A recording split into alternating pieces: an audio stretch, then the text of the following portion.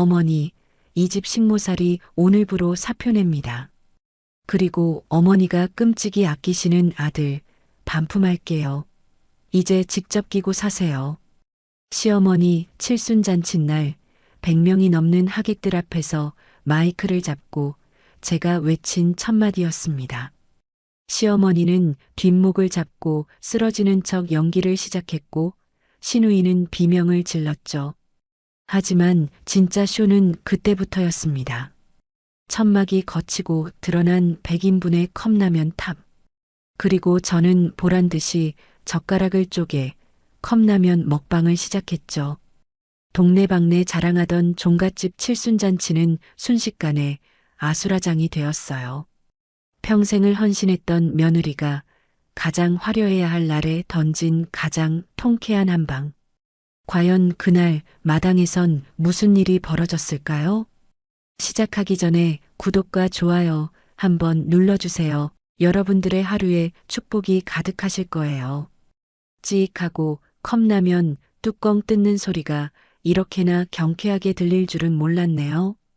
100명이 넘는 하객들이 숨소리조차 내지 않고 저만 쳐다보고 있는데 그 정막을 깨고 올라오는 육개장 사발면의 짭조름한 스프 냄새가 어찌나 짜릿하던지. 제 인생 최고의 순간을 꼽으라면 주저없이 바로 오늘을 꼽을 겁니다. 사람들이 저보고 미쳤다고 수군거리든 말든 저는 뜨거운 물을 붓고 나무젓가락을 딱 하고 소리나게 쪼개면서 속으로 쾌재를 불렀거든요. 도대체 멀쩡하게 생긴 며느리가 왜 칠순 잔치에서 컵라면을 뜯고 있는지 궁금하시죠? 이 기막힌 사연을 풀려면 제가 눈에 콩깍지가 제대로 씌었던 그 시절, 제 인생을 송두리째 말아먹을 뻔했던 그 남자를 처음 만난 날로 거슬러 올라가야 할 것 같아요. 사실 저는 어릴 때부터 지독하게 외로움을 타는 아이였어요. 부모님은 두 분 다 바쁘신 맞벌이셨고 형제 하나 없는 외동딸이라 학교 갔다가 집에 돌아오면 반겨주는 건 싸늘하게 식은 거실 공기뿐이었죠. 불 꺼진 텅 빈 집에서 혼자 전기밥솥 뚜껑을 열 때 올라오는 그 김이 어린 마음에는 왜 그렇게 서글프게 느껴졌는지 몰라요. 친구 집에 놀러 갔다가 온 가족이 둘러앉아 시끌벅적하게 김치찌개를 퍼먹는 모습을 보고는 집에 돌아오는 길에 펑펑 울었던 기억이 아직도 생생해요. 그래서 저는 나중에 어른이 되면 무조건 사람 많은 집, 북적거리고 사람 냄새나는 집으로 시집가서 그 온기 속에 파묻혀 살겠다고 다짐하고 또 다짐했었죠. 직장 선배였던 그 사람은 성실함 그 자체였어요. 누가 시키지 않아도 제일 먼저 출근해서 탕비실을 정리하고 야근하는 후배들 챙겨주는 그런 사람 있잖아요. 처음엔 그냥 일 잘하고 사람 좋은 선배라고만 생각했지 남자로 느낀 건 아니었어요. 제가 몇 번의 연애 실패로 상처를 많이 받아서 다시는 남자라는 인간들을 안 믿겠다고 마음의 문을 닫아 걸고 있었거든요. 그런데 회식 자리에서 곤란한 상황이 생길 때마다 조용히 제 앞을 막아주고 아플 때는 약국 문 닫기 직전에 뛰어가서 약을 사다 주는데 그 정성에 마음이 안 열릴 수가 없더라고요. 혼자 사는 게 익숙해졌다고 생각했는데 막상 누군가가 곁에서 살뜰히 챙겨주니까 그 온기가 사무치게 좋았던 거죠. 무엇보다 제 마음을 흔든 건 그 사람도 저처럼 외로움을 아는 사람 같아 보였다는 거예요. 서울에서 혼자 자취하며 늘 쓸쓸해 보이는 뒷모습이 꼭 제 거울을 보는 것 같아서 짠했거든요. 어느 날 그 사람이 술 한잔하면서 휴대폰 속에 있는 가족 사진을 보여주더라고요. 할머니, 할아버지부터 조카들까지 대가족이 모여서 환하게 웃고 있는 사진이었어요. 우리 집은 사람이 많아서 명절이면 발 디딜 틈도 없어. 좀 시끄럽긴 한데 그래도 사람 사는 맛은 나. 그 말을 듣는 순간 제 머릿속에 따뜻한 울타리라는 환상이 그려지기 시작했습니다. 이 남자와 결혼하면 저 사진 속에 있는 사람들의 온기를 나도 느낄 수 있겠구나. 나도 저 북적이는 식탁의 일원이 되어서 외롭지 않게 살 수 있겠구나 하는 로망에 사로잡힌 거죠. 그게 제 인생 최대의 오판이자 스스로 지옥불로 걸어 들어가는 선택인 줄도 모르고 말이에요. 결혼 준비하면서 뭔가 쎄한 느낌이 없었던 건 아니에요. 남편이 본가랑 통화할 때마다 목소리가 묘하게 작아지고 눈치를 보는 것 같은 느낌을 받았거든요. 가끔은 통화하다 말고 베란다로 나가서 한숨을 푹푹 쉬기도 하고요. 그때 꼬치꼬치 캐물었어야 했는데 남편이 워낙 대가족이라 챙길 게 많아서 그래 하고 웃어넘기면 저는 또 바보같이 효자라서 그렇구나 하고 넘어갔던 거죠. 남편이 보여준 그 사람 좋은 미소 뒤에 우유부단함과 무책임함이 숨겨져 있다는 걸 그때는 꿈에도 몰랐으니까요. 상견례 날 그 쎄한 느낌은 현실이 되어 뒤통수를 쳤습니다. 시어머니가 우리 친정 부모님을 앞에 두고 대뜸 뼈 있는 농담을 던지시더라고요. 외동이라 귀하게 컸겠지만 우리 집 오면 손에 물 좀 묻히겠네. 호호. 그 말에 우리 엄마 표정이 굳어지는데 옆에 있던 남편은 말리기는커녕 실실 웃으면서 엄마 그래도 얘는 착해서 금방 배울 거야 라며 불난집에 부채질을 하더라고요. 그때 도망쳤어야 했는데 저는 그놈의 사랑이 뭐라고 그리고 그놈의 북적이는 가족이 뭐라고 그 불구덩이 속으로 제 발로 뛰어들었습니다. 신혼집은 시댁 2층이었어요. 남편은 어차피 부모님 연세도 있고 2층은 현관도 따로 있어서 사생활 침해 안 받아. 같이 살면 돈도 아끼고 좋잖아. 라며 저를 설득했죠. 그때는 그 말이 합리적으로 들렸어요. 하지만 그건 사실상 24시간 대기조 무급하녀 계약서에 도장을 찍는 거나 다름없었다는 걸 신혼여행에서 돌아온 바로 다음날 새벽 6시에 깨닫게 되었습니다. 단꿈에 젖어 자고 있는데 인터폰이 미친 듯이 울려대서 받았더니 시어머니의 날카로운 목소리가 고막을 때리더라고요. 예, 시간이 몇 시인데 아직도 자니? 내려와서 아침 문안 인사하고 밥상 차려야지. 조선시대도 아니고 21세기에 문안 인사라니요. 비몽사몽간에 1층으로 내려갔더니 시어머니는 팔짱을 끼고 소파에 앉아 저를 째려보셨죠. 그날부터 저의 하루는 새벽 6시 기상, 시부모님 삼시세끼 따뜻한 밥상 대령, 남편 출근시키고 나면 집안 대청소, 장보기, 그리고 저녁 준비로 이어지는 무한 도돌이표에 갇히게 되었습니다. 이 집은 1년 365일이 그냥 제사 준비 기간이라고 보시면 돼요. 1년에 제사만 12번인데 제사 일주일 전부터 장을 보고 재료를 다듬어야 했으니까요. 처음엔 어떻게든 인정받아 보려고 발버둥을 쳤어요. 제가 외동이라 살림을 못한다는 소리를 듣기 싫어서 인터넷으로 레시피를 찾아가며 갈비찜이며 잡채며 상 다리가 부러지게 차려냈거든요. 그러면 시어머니는 간이 좀 짜네, 고기가 좀 질기네 하면서도 젓가락질은 멈추지 않으셨고 다 드시고 나면 설거지통에 그릇을 밀어넣으며 과일 깎아라 한마디 하시는 게 전부였죠. 더 기막힌 건 주말마다 찾아오는 시누이였어요. 애 둘을 데리고 와서는 친정 오니까 손 하나 까딱하기 실내 올케가 해주는 밥이 제일 맛있어라며 소파에 드러눕는데 정말 한 대 쥐어받고 싶더라고요. 그럼 남편이라도 제 편을 들어줘야 하잖아요. 이 인간은 밖에서는 세상 둘도 없는 애처가인 척하면서 집에만 들어오면 효자 코스프레를 하느라 바빴습니다. 제가 부엌에서 전 부치다가 허리가 끊어질 것 같아서 좀 도와달라고 눈치를 주면 거실에서 TV 보면서 모른 척하거나 슬그머니 자리를 피하더라고요. 나중에 방에 들어와서 따지면 제 어깨를 주무르며 이렇게 말했죠. 자기야, 자기가 맏며느리잖아. 너만 좀 참으면 우리 집 평화로워. 응?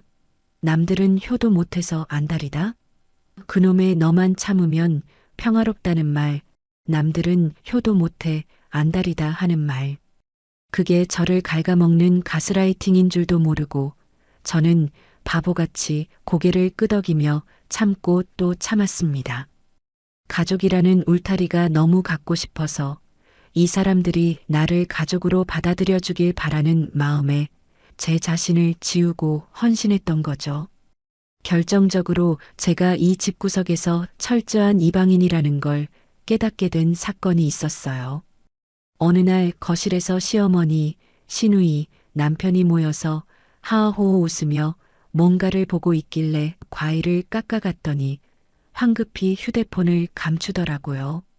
알고 보니 자기들끼리만 있는 단톡방에서 제주도 가족여행 계획을 짜고 있었던 겁니다. 저는 쏙 빼놓고요. 제가 너무 서운해서 손까지 떨면서 어떻게 저만 빼고 여행을 가실 수 있어요? 라고 물었더니 시어머니가 대수롭지 않다는 듯이 말씀하시더라고요. 집 비우면 도둑 든다. 너는 집 지켜야지. 그리고 며느리가 끼면 우리끼리 편하게 놀 수나 있겠니? 그 순간 머리를 한 대 얻어맞은 것처럼 멍해지더라고요. 남편을 쳐다봤지만 그 사람은 제 눈을 피하며 딴청만 피우고 있었고요. 아, 나는 가족이 아니라 이 집을 지키는 경비견이자 밥 차리는 식모였구나. 그때부터였던 것 같아요. 제 마음속에서 뜨거운 무언가가 식어버리고 대신 차가운 도끼가 차오르기 시작한 게요. 하지만 그때까지만 해도 저는 몰랐습니다. 제가 겪은 건 그저 예고편에 불과했다는 걸요.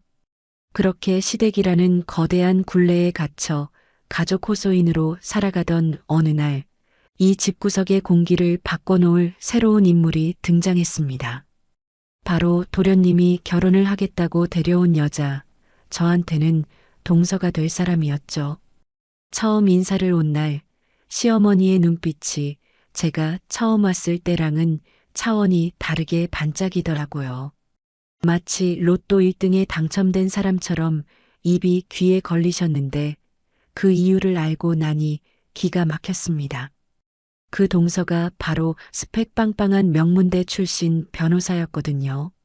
저야 뭐 평범한 중소기업 다니다 결혼하면서 퇴사한 전업주부니까 시어머니 입장에선 사자 며느리가 들어오는 게 가문의 영광이었겠죠. 그때부터였어요. 시어머니의 교묘하고도 노골적인 아주 우아한 차별이 시작된 게 명절이나 제사 때 풍경부터가 확 달라졌습니다. 저는 새벽같이 일어나 앞치마를 두르고 주방에서 하루 종일 기름 냄새에 찌들어가는데 동서는 정장 차림으로 우아하게 앉아서 과일을 먹고 있는 풍경 상상이 되세요? 제가 전부치다 허리가 너무 아파서 잠깐 앉으려고 하면 시어머니는 득달같이 달려와서 등짝을 때리셨죠. 예, 시간 없다. 얼른 마저 붙여라라고 하시는데 동서한테는 새아기는 재판 준비하느라 피곤할 텐데 들어가서 좀 쉬어라 하시더라고요. 심지어 김장 때는 배추 100포기를 마당에 산처럼 쌓아놓고 저 혼자 절이고 씻고 있는데 동서는 코빼기도 안 보이는 거예요. 나중에 알고 보니 시어머니가 동서한테 전화해서 너는 바쁜 사람이니까 오지 마라. 형님이 다 알아서 할 거다 하셨다더라고요. 그날 밤 차가운 물에 빨갛게 부르튼 제 손을 보면서 얼마나 서러웠는지 몰라요. 남편한테 하소연했더니 이 인간이 한다는 소리가 더 가관이었습니다. 야, 재수 씨는 변호사잖아. 밖에서 돈 버는 사람이니까 집안일 좀 면제받는 거지. 너는 집에서 노는데 그 정도도 못해? 꼬우면 너도 사시 패스하든가. 집에서 논다고요? 그 말을 듣는 순간 남편에 대한 마지막 기대조차 와르르 무너지는 소리가 들리더라고요. 게다가 시누이는 또 어떻고요. 처음엔 언니, 애 유치원 픽업 좀 부탁해로 시작하더니 나중엔 아예 애들을 맡겨놓고 친구들 만나러 쇼핑하러 다니고 애 목욕에 숙제까지 저한테 떠넘기는 게 아니겠어요. 제가 아가씨, 저도 힘들어요.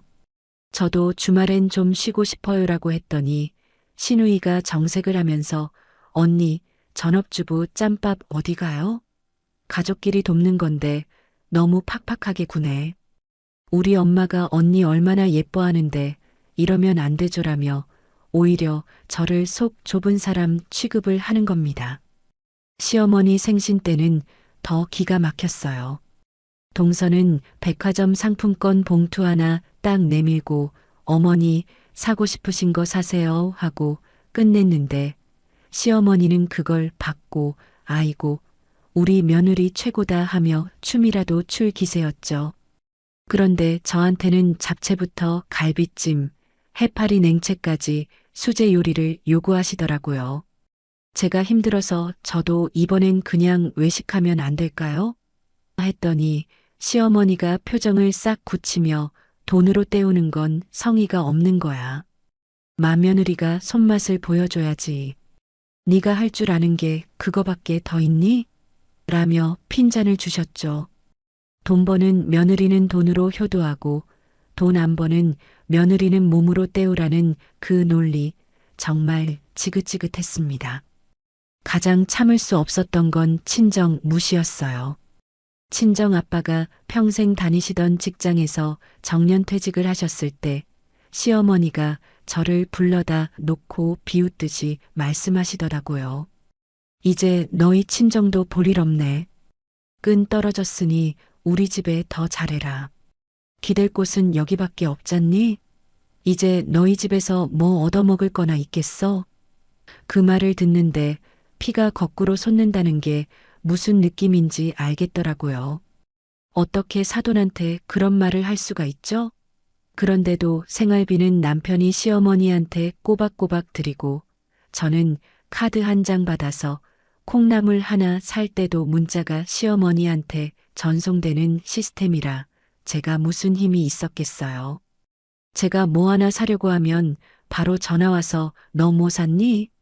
아껴 써라 잔소리가 날아오는데 숨이 턱턱 막혀왔죠. 남편한테 따져도 장남 며느리 자리가 원래 무거운 거야. 네가 살림을 잘하면 어머니가 그러시겠냐? 라며 회피하기 바빴고요. 그러다 사단이 났습니다. 제가 몸살이 너무 심하게 나서 끙끙 앓고 있는데 시어머니가 방문을 쾅쾅 두드리며 소리를 지르시더라고요. 예, 해가 중천인데 밥 안 차리고 뭐하니? 꾀병 부리지 말고 나와라. 일어나려는데 머리가 핑 돌고 배가 너무 아파서 꼼짝도 할 수가 없었어요. 식은땀이 비 오듯 흐르고 아랫배가 끊어질 듯 아픈데 시어머니는 문 밖에서 계속 소리를 지르고 계셨죠. 알고 보니 초기 유산기였던 거죠. 병원에 가야 한다고 배가 너무 아프다고 울면서 문을 열고 기어나가다시피 했는데 시어머니가 싸늘하게 내뱉은 한마디가 제 가슴에 비수를 꽂았습니다. 유난 떨지 마라. 애 떨어질 놈은 어떻게 해도 떨어진다. 일어나서 청소기라도 돌려. 집구석 꼴이 이게 뭐니? 결국 저는 그날 밤 하혈을 했고 아이를 잃었습니다. 응급실에 실려가서 수술을 받고 병원 침대에 누워 천장을 바라보는데 눈물도 안 나오더라고요. 그냥 마음속 어딘가가 툭 하고 끊어진 것 같았어요.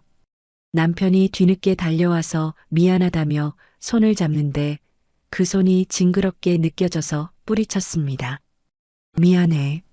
내가 더 신경 썼어야 했는데 그 가증스러운 입을 찢어버리고 싶었어요. 이 사람들은 사람이 아니구나. 악마들이구나. 내가 여기서 살아남으려면 나도 독해져야겠구나 하는 생각뿐이었죠. 뱃속의 아이가 이 지옥 같은 집구석에 태어나기 싫어서 스스로 떠난 게 아닐까 하는 생각마저 들었습니다.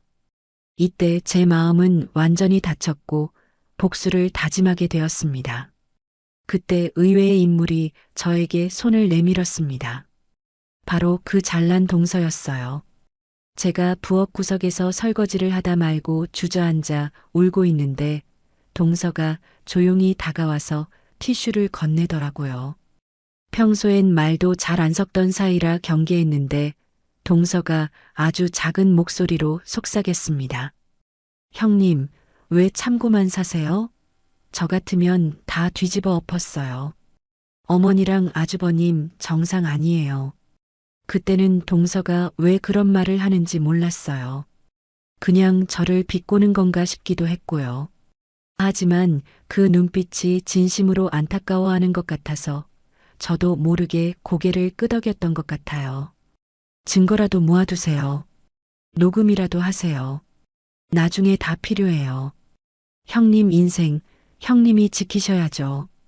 그 한마디가 제 머릿속을 맴돌았습니다. 그래, 내 인생은 내가 지켜야지. 아무도 나를 도와주지 않는다면 내가 나를 구해야지.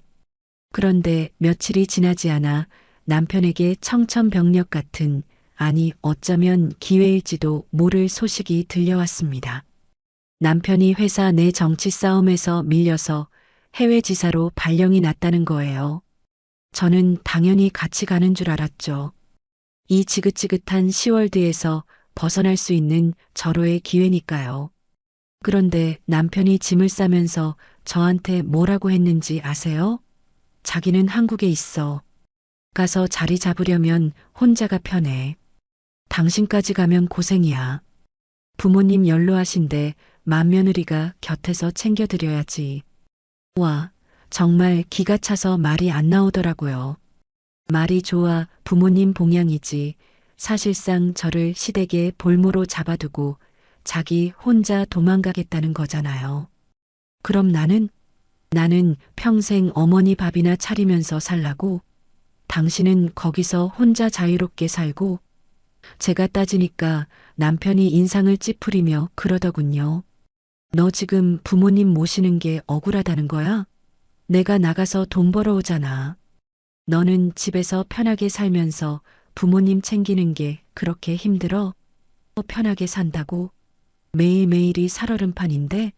그렇게 남편은 저를 시댁이라는 감옥에 가둬두고 도망치듯 비행기를 타고 떠나버렸습니다. 공항에서 배웅도 안 했어요. 그냥 집에서 짐 싸들고 나가는 뒷모습을 보면서 저주의 말을 퍼부었죠. 가라, 가서 영원히 돌아오지 마라. 네가 없는 동안 내가 이 집구석을 어떻게 만들어 놓는지 똑똑히 보여줄게. 남편이 도망치듯 해외로 떠나버린 후 시댁이라는 정글에는 저와 시어머니 그리고 시누이라는 맹수들만 남게 되었습니다. 그나마 남편이라는 허울뿐인 방패막이조차 사라지자 시어머니의 본색은 더 노골적이고 더 악랄하게 드러나기 시작했죠. 마치 이제 넌 도간에 든 쥐야. 어디 한번 버텨봐라라고 선포하는 것 같았으니까요. 남편 잡아먹으련 네가 내조를 못하니까 우리 아들이 먼 타국으로 쫓겨난 거 아니냐. 매일 아침 눈을 뜨는 게 지옥 같았어요. 하지만 저는 더 이상 예전에 그 순진했던 며느리가 아니었습니다. 동서의 조언대로 휴대폰 녹음기를 켜놓기 시작했고 시어머니가 쏟아내는 폭언들을 하나하나 수집했습니다. 아침 문안 인사는 기본이고 이제는 시도 때도 없이 안방에서 종을 딸랑딸랑 흔드시는 거예요. 예, 물 가져와라. 예, 리모컨이 안 된다. 예, 어깨가 쑤신다. 저는 2층에서 1층으로 하루에도 수십 번씩 오르락내리락 하며 시어머니의 수족 노릇을 해야 했죠. 그러던 어느 날 시어머니가 저를 거실로 부르시더니 대뜸 통장 하나를 던지시더라고요. 내 이번 칠순 잔치 말이다. 집 마당에서 할 거다. 뷔페 부르지 말고 네가 다 해라. 네? 칠순 잔치를 집에서요? 그것도 저 혼자서요? 제 귀를 의심하며 어머니, 칠순 잔치면 손님도 많으실 텐데 저 혼자서는 무리예요. 출장 뷔페 부르는 게 낫지 않을까요? 라고 조심스럽게 여쭤봤죠. 그랬더니 시어머니가 눈을 부라리며 말씀하시더라고요. 무슨 소리냐? 내 칠순에 동네방네 내 며느리 솜씨 자랑 좀 하겠다는데 그게 그렇게 싫으니? 그리고 뷔페 음식은 정성이 없어서 싫다. 네가 직접 다 해서 상다리 부러지게 차려내라. 그러면서 던져준 통장을 열어봤는데 잔액이 딱 50만 원 찍혀 있더군요. 어머니 이게 남으면 너 용돈이나 해라. 대신 갈비탕은 기본이고 홍어무침에 육회, 잡채, 전복구이까지 빠짐없이 챙겨라.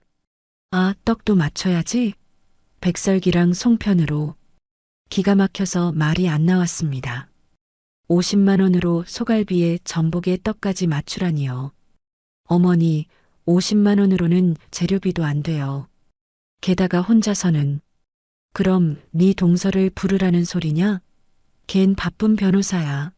어디 감히 바쁜 사람 오라가라 하니? 너는 집에서 노는 애가 그것도 못해?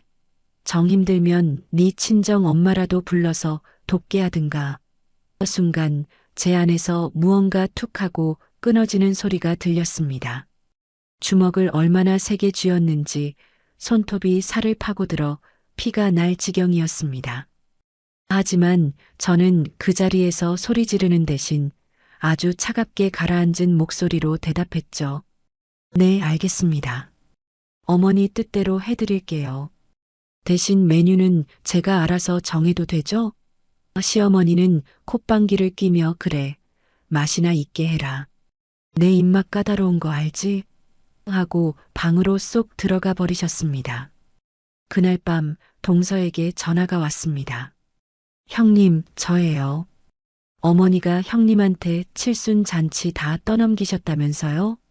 미치겠네, 진짜. 동서의 목소리는 걱정과 분노가 섞여 있었어요. 동서, 괜찮아.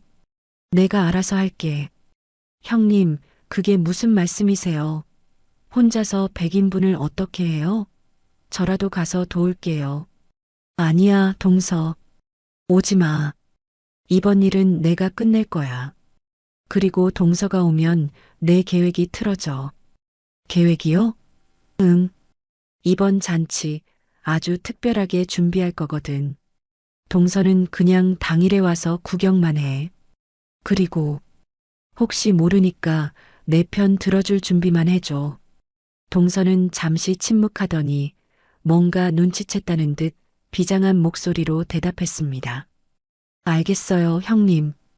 형님이 무슨 짓을 벌이시든 저는 무조건 형님 편이에요. 이번이 기회예요. 저 믿고 한번 저질러 보세요. 동서의 응원을 받으니 더 이상 두려울 게 없었습니다. 잔치 준비 기간은 그야말로 지옥의 레이스였습니다. 저는 새벽부터 시장에 나가 장을 보는 척하며 시간을 보냈습니다. 시어머니와 시누이가 볼 때는 땀을 뻘뻘 흘리며 무거운 짐을 나르는 것처럼 연기했죠. 실제로 몸이 힘들기도 했어요. 무거운 배추며 물을 나르다가 길바닥에서 현기증이 나서 쓰러질 뻔한 적도 있었으니까요. 지나가던 동네 할머니가 저를 부축해 주시며 혀를 차시더라고요. 아이고, 새댁. 얼굴이 반쪽이네. 송장 같아. 시집살이가 얼마나 고되면 젊은 사람이 이렇게 말라가나. 그 말을 듣는데 눈물이 핑 돌았지만 저는 이를 악물고 참았습니다. 여기서 무너질 순 없으니까요. 그렇게 낮에는 시댁 식구들 눈을 피해 시장통을 돌아다니고 밤에는 방에 틀어박혀 인터넷 쇼핑몰을 뒤졌습니다.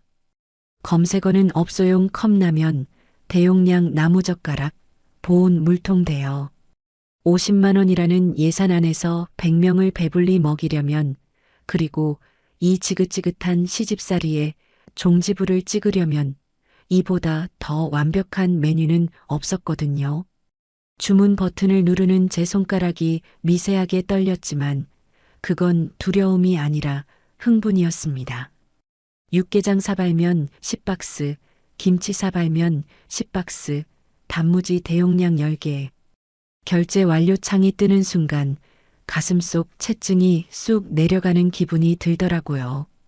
그리고 남편에게 영상 통화를 걸었습니다. 화면에 뜬 남편 얼굴은 해외 생활이 편한지 아주 뽀얗게 살이 올라 있더군요. 여보, 잘 지내? 얼굴 좋네. 어머, 나야 열심히 일하느라 바쁘지. 당신은? 어머니 칠순 준비는 잘 돼가? 제 손은 물에 불어 퉁퉁 붓고 손가락 마디마디 밴드가 붙어 있는데 이 인간은 제 얼굴은커녕 어머니 칠순 타령뿐이더라고요. 응, 당신 걱정 안 하게 아주 완벽하게 준비하고 있어. 어머니가 50만 원 주시면서 알아서 하라시길래 그 돈에 맞춰서 최선을 다하고 있지. 50만 원? 좀 적긴 한데. 그래도 당신 살림 솜씨 좋잖아. 알뜰하게 잘 챙겨드려. 어머니 섭섭지 않게. 나중에 나 한국 가면 보너스 받아서 당신 가방 하나 사줄게. 그래, 여보. 당신은 거기서 일이나 열심히 해. 이번 잔치 끝나면 아주 큰 선물이 기다리고 있을 거야. 선물? 뭔데? 당신 비상금 털어서 뭐 샀어?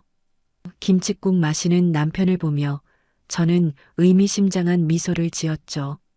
비밀이야. 기대해도 좋아. 아마 평생 잊지 못할 선물이 될 거야. 전화를 끊고 나서 저는 거울 속에 비친 제 모습을 한참 동안 바라봤습니다. 푸석푸석한 피부, 퀭한 눈, 헝클어진 머리. 하지만 눈빛만큼은 그 어느 때보다 살아있었습니다. 더 이상 바보처럼 당하고만 살지 않겠다는 도끼가 서려 있었죠. 결전의 날 전날, 폭풍 전야의 마지막 준비를 위해 저는 시어머니와 시누이에게 효도 관광 티켓을 선물했습니다. 고급 온천 티켓을 쥐어주며 어머니, 내일 잔치 때 고운 모습 보이셔야죠. 아가씨랑 가서 푹 지지고 오세요. 집은 제가 지키고 있을게요라고 말하니 입이 귀에 걸리시더라고요. 오호호, 얘가 웬일이니? 그래, 네가 고생이 많다. 내일 음식 준비는 다 됐니? 네, 재료 손질 다 끝내놨고요. 내일 아침에 조리만 하면 돼요. 부엌엔 얼씬도 하지 마세요. 서프라이즈니까요. 두 여자가 콧노래를 부르며 집을 나서는 뒷모습을 보며 저는 바로 행동 개시했습니다. 미리 주문해둔 택배 박스들이 현관 앞에 산처럼 쌓여 있었죠. 그 박스들을 마당 한가운데로 옮기고 천막을 쳤습니다. 아무도 내용을 볼 수 없게 꼼꼼하게 가려두었죠. 동네 렌탈 업체에서 빌려온 대형 보온 물통 3개를 마당 한쪽에 일렬로 세워두고 전기 코드를 연결해 물을 끓이기 시작했습니다. 보글보글 끓어오르는 물소리가 마치 제 심장 소리 같았어요. 그리고 부엌으로 들어가 냉장고에 있던 식재료들을 죄다 꺼냈습니다. 시어머니가 아끼던 최고급 한우갈비, 자연산 송이버섯, 전복들. 이걸로 요리를 할 거냐고요? 천만에요. 저는 그 비싼 재료들을 모조리 챙겨서 아이스박스에 담았습니다.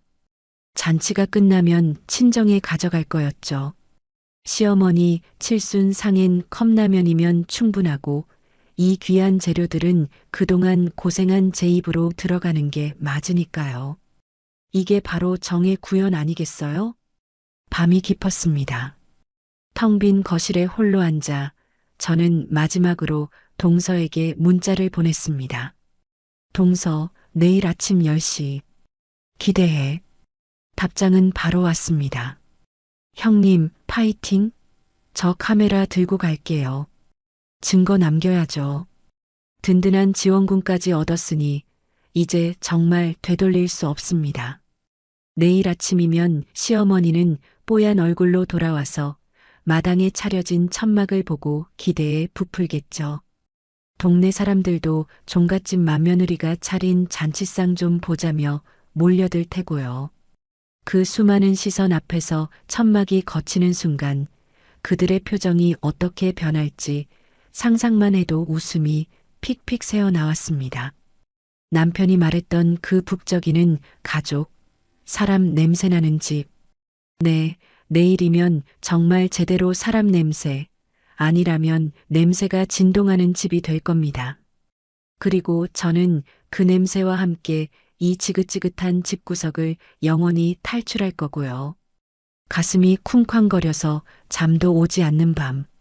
저는 베개 밑에 숨겨둔 이혼 서류를 다시 한번 확인하고 조용히 눈을 감았습니다. 내일은 제 인생이 다시 시작되는 날이니까요. 드디어 결전의 날이 밝았습니다. 새벽같이 일어나서 제일 먼저 한 일은 곱게 다려놓은 한복 대신 청바지에 흰 티셔츠를 꺼내 입은 거였어요. 원래 시어머니 칠순 잔치 땐 며느리가 고운 한복 입고 손님 맞이하는 게 이 집안 법도라나 뭐라나.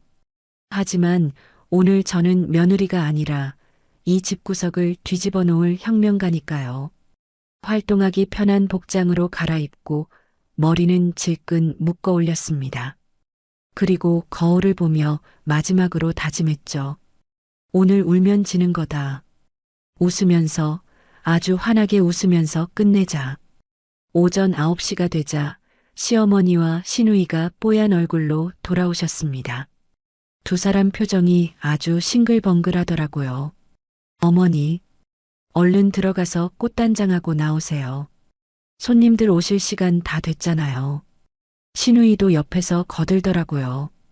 언니, 동네 사람들 다 오는데 음식 모자라지 않게 넉넉히 했지? 그럼요, 아가씨. 100명은커녕 200명도 거뜬히 먹을 양으로 준비했어요. 걱정 붙들어 매세요. 두 사람은 제 말에 의심 하나 없이 오히려 기대에 부풀어 안방으로 들어가더군요. 그 뒷모습을 보며 저는 회심의 미소를 지었습니다. 그래요, 실컷 즐기세요. 이따가는 기절하실 테니까. 11시가 되자 하객들이 하나둘 모여들기 시작했습니다. 동네 이장님부터 시작해서 친척들, 시어머니 친구분들까지 마당을 가득 메웠죠. 시어머니는 화려한 한복을 차려입고 입구에 서서 어서 오세요. 차린 건 없지만 많이 드세요라며 우아하게 인사를 건네고 계셨습니다. 하객들은 종갓집 맏며느리 솜씨 기대해도 되겠지?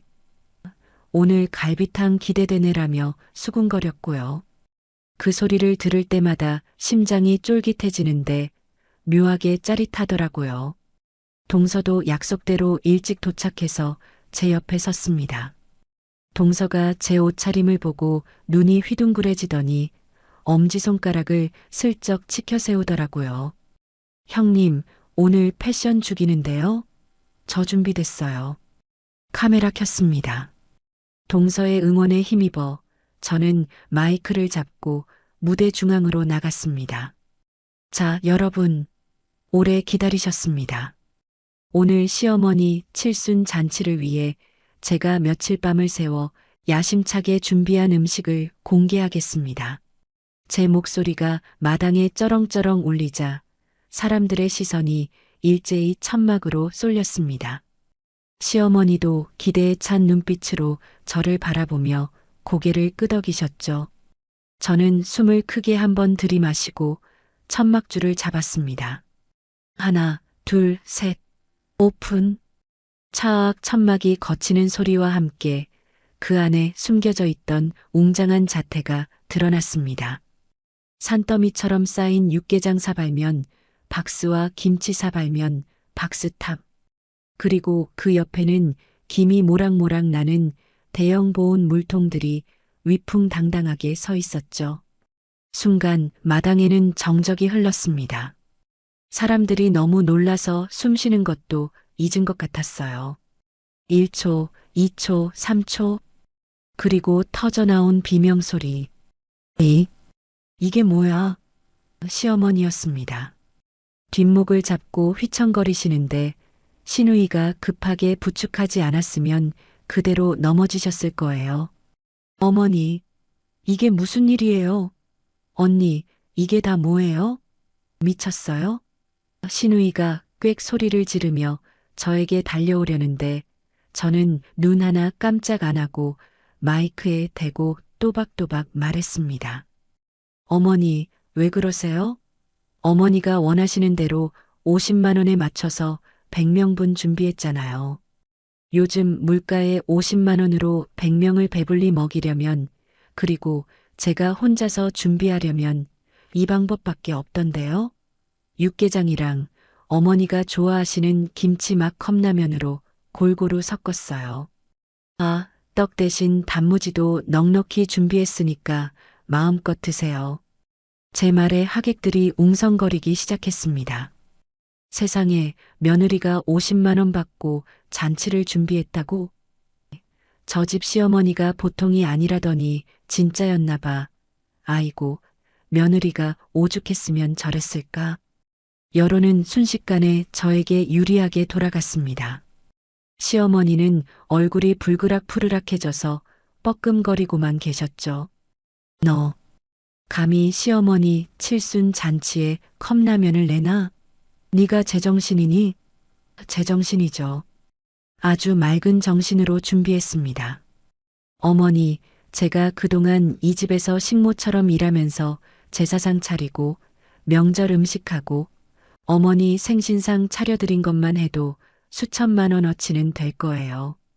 근데 칠순 잔치라고 50만 원 던져주시면서 저 혼자 다 하라니요? 제가 무슨 요술방망이 든 도깨비인가요? 속사포처럼 쏟아내는 제 말에 시어머니는 말문이 막히신 듯 가슴만 치셨습니다. 그때 동서가 카메라를 들고 사람들 사이를 누비며 이 광경을 생중계하듯 찍고 있는 게 보였습니다. 형님 멋져요. 계속하세요. 동서의 입모양을 보니 용기가 더 솟구쳤습니다. 저는 미리 준비해둔 가위를 꺼내 맨 위에 있는 컵라면 박스 테이프를 찍 하고 뜯었습니다. 그 경쾌한 소리가 마이크를 타고 마당 전체에 울려 퍼졌죠. 그리고 컵라면 하나를 꺼내 뚜껑을 뜯고 보온 물통에서 뜨거운 물을 콸콸 부었습니다. 자, 식기 전에 드세요. 육개장 사발면은 3분, 김치 사발면은 4분인 거 아시죠? 셀프입니다. 제가 젓가락을 딱 쪼개서 라면을 한 젓가락 집어들고 후루룩 면치기를 시전하자 여기저기서 헛웃음과 탄식이 터져 나왔습니다. 몇몇 젊은 하객들은 와, 냄새 죽이는데? 나 사실 갈비탕보다 라면이 더 땡겼어라며 쭈뼛쭈뼛 다가와 라면을 집어가기 시작했습니다. 순식간에 칠순 잔치장은 야외 컵라면 파티장으로 변해버렸죠. 이 난장판 속에서 저는 주머니에 있던 휴대폰을 꺼내 남편에게 전화를 걸었습니다. 스피커폰을 켜고 마이크에 갖다 댔죠. 신호음이 몇 번 가더니 남편의 목소리가 들려왔습니다. 여보, 잔치 시작했어? 어머니 좋아하셔? 여보. 어머니가 너무 좋아서 기절하시기 일보 직전이야. 당신 어머니한테 효도 제대로 했네. 50만 원으로 이렇게 성대한 파티를 열어드렸으니. 진짜? 다행이다.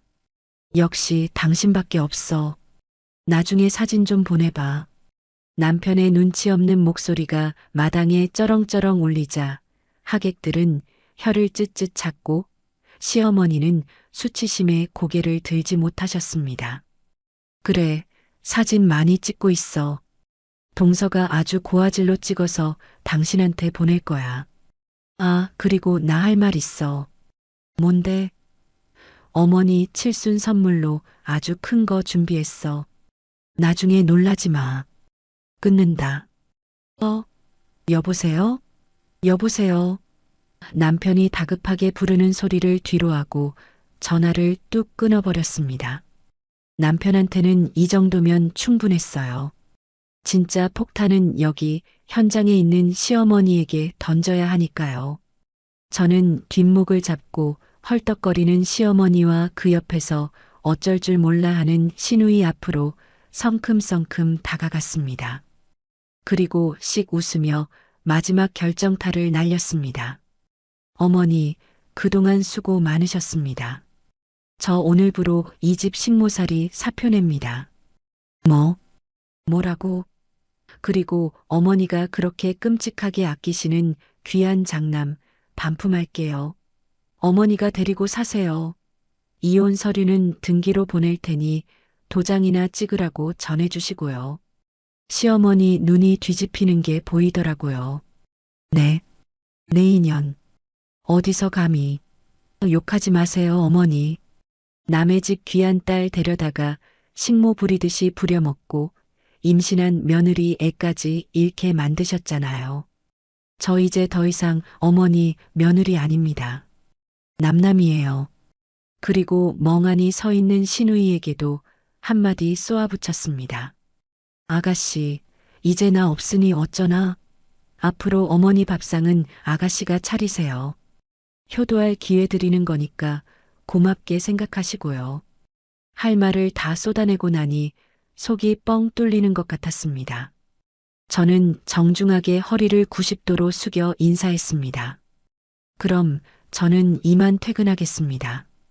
칠순 축하드려요, 어머니. 그리고 뒤도 돌아보지 않고 대문 밖으로 걸어 나갔습니다. 미리 싸둔 짐 가방을 들고 대기하고 있던 택시에 올라탔죠. 택시 기사님이 백미러로 저를 힐끔 보시더니 물으시더라고요. 손님, 무슨 좋은 일 있으신가 봐요? 표정이 아주 밝으시네. 네, 기사님. 저 오늘 다시 태어난 날이거든요. 아주 경사스러운 날이에요. 차창 밖으로 멀어지는 시댁의 기와지붕을 보며 저는 크게 숨을 들이마셨습니다. 가슴을 짓누르던 돌덩이가 사라진 것처럼 숨 쉬는 게 이렇게 편할 수가 없더라고요. 택시 안에서 저는 참았던 눈물을 쏟아냈습니다. 슬퍼서가 아니라 너무 벅차서, 그리고 그동안 고생했던 제가 불쌍해서 흘리는 눈물이었죠. 친정집에 도착하니 부모님이 놀란 토끼 눈으로 저를 맞이하셨습니다. 아니, 네가 이 시간에 웬일이니? 잔치한다며? 저는 짐 가방을 현관에 던져두고 부모님 품에 안겨 엉엉 울었습니다. 엄마, 아빠, 나왔어. 나 이제 그 집 귀신 안 해. 나 엄마 아빠 딸로 살 거야. 자초지종을 들으신 부모님은 저를 꼭 안아주셨습니다. 잘했다, 내 새끼. 오죽했으면 그랬겠어. 잘 생각했다. 이제 우리랑 살자. 아빠는 제 등을 토닥이며 눈물을 훔치셨고 엄마는 속 시원하다. 내 딸 장하다. 며 제 손을 꼭 잡아주셨습니다. 그날 저녁 우리 가족은 제가 가져온 최고급 한우갈비와 전복으로 파티를 열었습니다. 시댁 냉장고에서 털어온 그 귀한 재료들이 불판 위에서 지글지글 익어가는 소리가 어찌나 듣기 좋던지 한 점 집어 엄마 입에 넣어드리며 저는 다짐했습니다. 다시는 바보처럼 살지 않을 거야. 이제 내 인생의 주인공은 나야. 하지만 제 통쾌한 복수극은 여기서 끝이 아니었습니다. 컵라면 사건은 시작에 불과했거든요. 동서가 찍어준 그날의 영상과 사진들이 제 손에 쥐어졌고 저는 그걸 무기로 제 인생 제2막을 열 준비를 하고 있었으니까요. 그날 이후 제 인생은 완전히 달라졌습니다. 평소 같으면 새벽 6시에 인터폰이 울리거나 시어머니가 방문을 두드렸을 텐데 들리는 건 창밖의 새소리뿐이더라고요. 침대에서 일어나 기지개를 켜는데 온몸의 세포가 하나하나 살아 숨쉬는 것 같은 기분 아세요? 아, 이게 자유구나. 이게 사람 사는 거구나. 부엌으로 나가니 엄마가 보글보글 된장찌개를 끓이고 계셨어요. 우리 딸 일어났어? 더 자지 왜? 엄마의 따뜻한 목소리에 코끝이 찡해졌습니다. 그동안 남의 집 제사상 차리느라 정작 우리 엄마 밥상은 한 번도 제대로 못 차려드렸는데 엄마는 다 큰딸 밥 챙겨주느라 여념이 없으셨죠. 그 밥상을 봤는데 밥알이 아니라 사랑을 먹는 기분이었습니다. 하지만 마냥 늘어져 있을 수만은 없었습니다. 현실은 냉정했거든요. 당장 수입이 끊겼고 이혼 소송 비용도 만만치 않을 테니까요. 친정 부모님께 손 벌리기는 죽기보다 싫었습니다. 그동안 불효한 것도 모자라 나이 40 다 되어서 늙은 부모님 등골까지 빼먹을 순 없었으니까요. 통장 잔고를 확인해 보니 결혼 전 모아둔 비상금 조금과 시댁에서 생활비 아껴서 몰래 챙겨둔 쌈짓돈이 전부더다고요. 이걸로 뭘 할 수 있을까 며칠 밤을 고민했습니다. 취업을 하려고 해도 경력 단절된 기혼녀를 받아줄 회사는 없었고 그렇다고 식당 알바를 하기엔 제 자존심이 허락하지 않았죠. 그때 제 머릿속을 스치는 게 하나 있었습니다.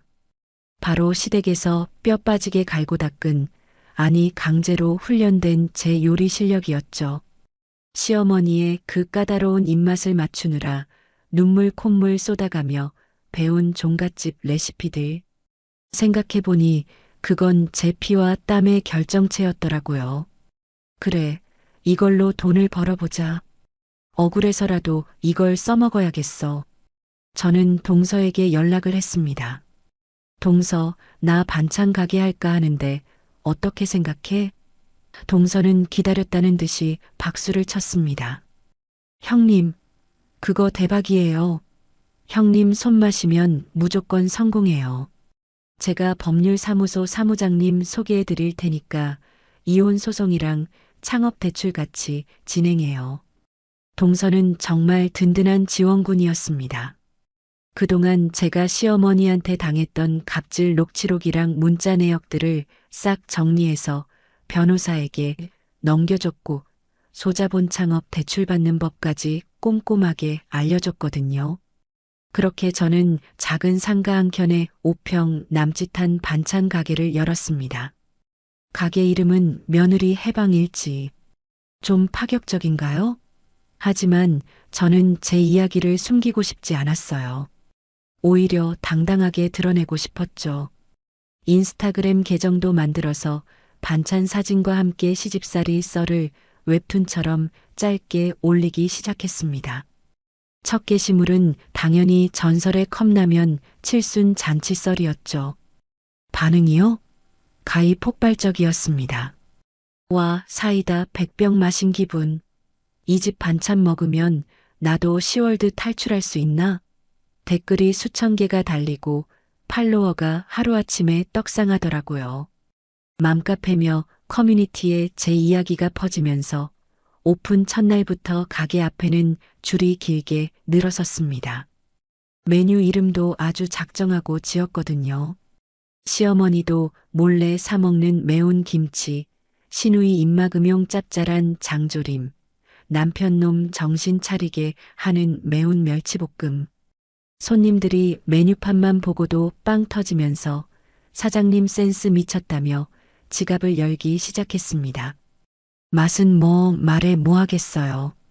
종갓집 12첩 반상 차리던 솜씨인데 웬만한 반찬 가게는 명함도 못 내밀 수준이었죠. 특히 조미료 안 쓰고 천연 재료로만 맛을 낸 건강한 맛이라며 아이 키우는 엄마들 사이에서 입소문이 제대로 났습니다. 가게는 눈코 뜰 새 없이 바빠졌습니다. 새벽 4시에 나와서 재료 손질하고 밤 10시까지 반찬 만들고 포장하고 택배 보내고 몸은 시댁에 있을 때보다 더 고됐지만 마음은 날아갈 듯 가벼웠습니다. 왜냐하면 이건 남의 일이 아니라 온전히 내 일이니까요. 내 통장에 돈이 쌓이는 게 눈에 보이니까 피곤한 줄도 모르겠더라고요. 첫 달 정산을 했는데 세상에나 회사 다닐 때 받던 월급의 2배가 찍혀 있는 겁니다. 그 돈을 찾아서 빨간 내복 대신 두툼한 현금 봉투를 부모님께 드렸어요. 엄마, 아빠, 이거 내 첫 월급이야. 그동안 못 해준 거 이제 다 해줄게. 세 식구가 부둥켜 안고 얼마나 울었는지 모릅니다. 그날 아빠가 제 어깨를 두드리며 말씀하셨죠. 우리 딸, 이제야 진짜 네 인생 사는구나. 아빠는 지금이 제일 행복하다.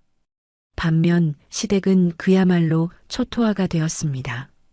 제가 없으니 집안 꼴이 말이 아니었겠죠. 시어머니는 제가 시집 온 뒤로 손에 물 한 방울 안 묻히고 살다가 밥하랴, 청소하랴, 병이 나셨다는 소문이 들려왔습니다. 시누이는 제 빈자리를 채우려다 며칠 만에 도망갔다고 하더라고요. 인과응보, 사필귀정이라는 말이 딱 이럴 때 쓰는 거겠죠? 그러던 어느 날 가게 문을 닫으려는데 누군가 쭈뼛거리며 들어왔습니다. 익숙한 실루엣, 퀴퀴한 냄새. 바로 남편이었습니다. 몰골이 말이 아니더라고요. 머리는 헝클어지고 수염은 덥수룩한 게 예전에 그 말끔하던 모습은 온데간데 없었습니다. 저를 보자마자 대뜸 무릎을 꿇더라고요. 여보, 내가 잘못했어. 제발 다시 돌아와줘. 나 당신 없으면 안 돼. 기가 차서 헛웃음이 나왔습니다. 제가 없을 때 빈자리가 커서가 아니라 당장 자기 밥 차려줄 식모가 없어서 온 거라는 게 뻔히 보였거든요. 아저씨, 누구세요? 영업 끝났습니다. 나가세요. 제가 차갑게 말하자 남편이 바짓가랑이를 붙잡고 매달렸습니다. 여보, 이러지 마. 어머니가 많이 반성하고 계셔. 당신 오면 이제 손 하나 까딱 안 하게 해준다잖아. 응? 우리 다시 시작하자. 반성? 지나가던 개가 웃겠다. 그리고 다시 시작? 너랑 나랑은 이미 끝났어. 법원에서 보자고 했잖아.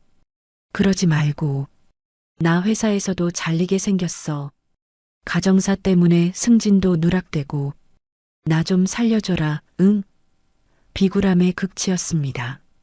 이런 남자를 믿고 내 인생을 걸었다니 과거에 제가 한심스러울 정도였죠. 저는 부엌으로 들어가 소금 바구니를 들고 나왔습니다. 그리고 남편 머리 위에 착 하고 뿌렸죠. 재수 없으니까 나가. 내 가게에 부정 탄다. 썩 꺼져. 하얀 소금을 뒤집어 쓴 남편은 멍하니 저를 쳐다보다가 제가 경찰 부르겠다고 휴대폰을 들자 허겁지겁 도망쳤습니다. 그 뒷모습을 보는데 일말의 미련도 동정도 남지 않더라고요. 그저 속이 후련할 뿐이었습니다. 하지만 인생은 호락호락하지 않더라고요. 가게가 잘 되니 시기 질투하는 인간들도 생겨났습니다. 어느 날 구청 위생과에서 단속이 나왔어요. 누가 저희 가게 음식이 비위생적이라고 신고를 했다는 겁니다. 보나 마나 시댁 짓이거나 경쟁업체 짓이겠죠. 공무원들이 들이닥쳐서 냉장고를 뒤지고 조리도구를 검사하는데 정말 피가 마르는 기분이었습니다. 하지만 저는 당당했습니다. 맘대로 뒤져보세요. 저는 먼지 한 톨 안 나오게 관리하니까요. 결과는요? 위생 상태 최우수 판정을 받았습니다. 오히려 공무원이 요즘 이렇게 깨끗하게 관리하는 집 드문데 대단하시네요 라며 엄지를 치켜세우고 갔죠. 저는 그 길로 위생 등급 매우 우수 현판을 가게 앞에 떡하니 걸었습니다. 신고한 사람 보라고요. 네가 아무리 흔들어 봐라. 내가 무너지나. 나는 더 단단해질 거다. 그리고 또 하나 반가운 소식이 들려왔습니다. 동서가 시댁에 폭탄을 하나 더 던졌다는 거예요. 동서도 시어머니의 폐악질에 질려서 분가를 선언하고 아예 지방 로펌으로 이직해버렸다는 겁니다. 형님, 저도 이제 탈출했어요. 형님 덕분에 용기 얻었어요. 우리 이제 진짜 자매처럼 지내요. 동서의 전화를 받고 우리는 한참을 깔깔거리며 웃었습니다. 시댁은 이제 완전히 와해된 거죠. 시어머니는 며느리 둘 다 놓치고 아들은 폐인되고 딸은 도망가고 그 넓은 기와집에서 곰팡이 핀 메주처럼 늙어가실 일만 남은 겁니다. 이제 저는 더 이상 누군가의 아내, 누군가의 며느리가 아닙니다. 저는 며느리 해방 일지의 사장님이자 세상에서 제일 맛있는 반찬을 만드는 요리사. 그리고 우리 부모님의 자랑스러운 딸일 뿐이죠. 가게 문을 닫고 퇴근하는 길, 밤하늘을 올려다보는데 별이 유난히 밝게 빛나더라고요. 마치 제 앞날을 축복해주는 것처럼요. 그런데 말이죠. 인생이라는 게 참 얄궂어요. 모든 게 완벽해졌다고 생각한 순간 또 다른 시련이 예고도 없이 찾아오더라고요.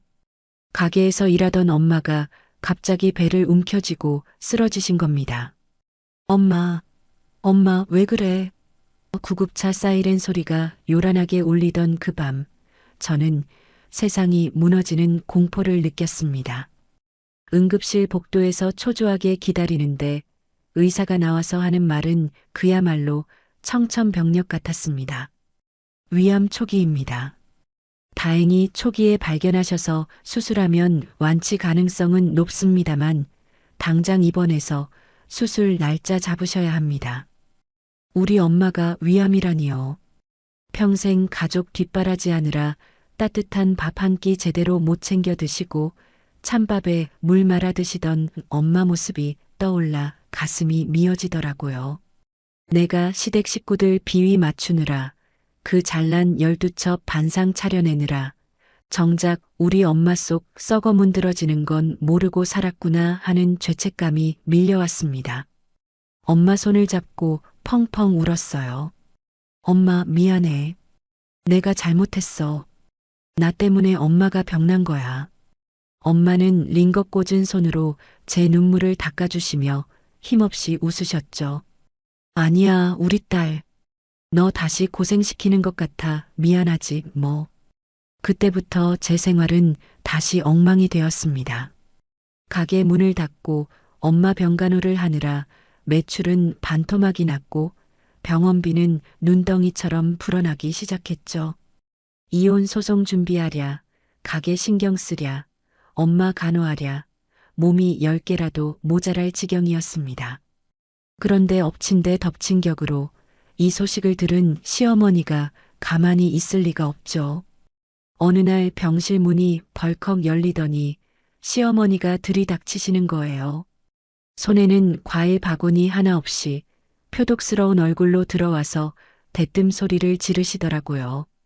아이고, 꼴 좋다. 남의 눈에 피눈물 내더니 천벌 받았네. 천벌 받았어. 병실에 있던 다른 환자들이랑 보호자들이 다 쳐다보는데 얼굴이 화끈거려서 죽고 싶더라고요. 어머니, 지금 여기가 어디라고 와서 행패세요. 나가세요. 제가 소리치며 밀어내려고 하자 시어머니는 바닥에 주저앉아 통곡을 하시는 겁니다. 아이고, 내 팔자야. 며느리 잘못 들여서 집안 망하고 이제 사돈까지 병들어 누웠으니 이게 무슨 꼴이야. 네가 우리 집안 말아먹고 나가더니 네 친정까지 말아먹는구나. 쯧쯧 불쌍한 것들.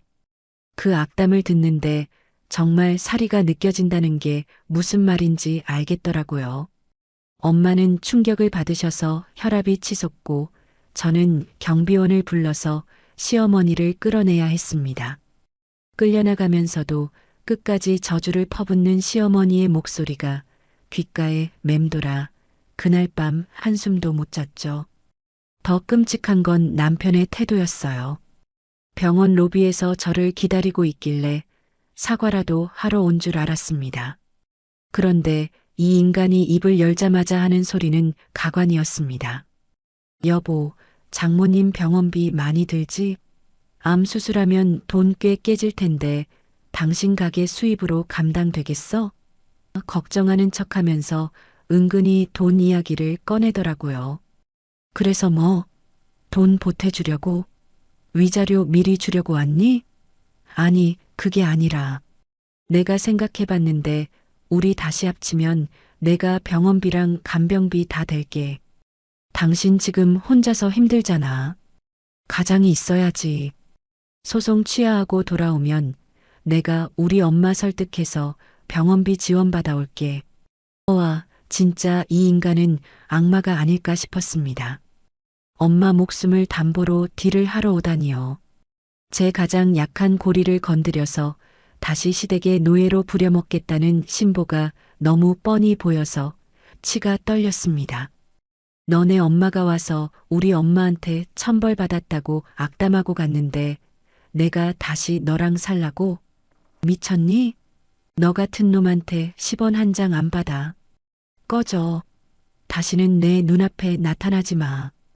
저는 남편 뺨을 힘껏 올려붙이고 들고 있던 커피를 얼굴에 끼얹어 버렸습니다. 뜨거운 커피에 남편이 비명을 지르며 펄쩍 뛰는데 속이 다 시원하면서도 한편으론 너무 비참해서 눈물이 핑 돌더라고요. 멘탈이 완전히 붕괴된 상태로 가게에 돌아왔는데 가게 꼴도 말이 아니었습니다. 제가 자리를 비운 사이 믿고 맡겼던 알바생이 레시피를 빼돌려서 근처에 경쟁 업체를 차린다는 게 아니겠어요. 사장님, 저 그만둘게요. 사실 저기 길 건너편에 반찬 가게 오픈하거든요. 사장님 레시피 좀 참고했어요. 어차피 사장님 가게 문 닫을 것 같아서요. 알바생이 비웃으며 던진 사직서가 제 얼굴을 때리는 것만 같았습니다. 엄마는 암 투병 중이고 시댁은 악담을 퍼붓고 남편은 협박하고 가게는 망해가고 사방이 꽉 막힌 벽에 갇힌 기분이었죠. 그날 밤 가게 주방에 주저앉아 소주를 벽나발 불며 엉엉 울었습니다. 나 그냥 죽어버릴까? 너무 힘들다. 세상이 왜 나한테만 이러지? 극단적인 생각까지 들 정도로 제 멘탈은 바닥을 치고 있었습니다. 그때 저를 구원해 준 건 역시 동서였습니다.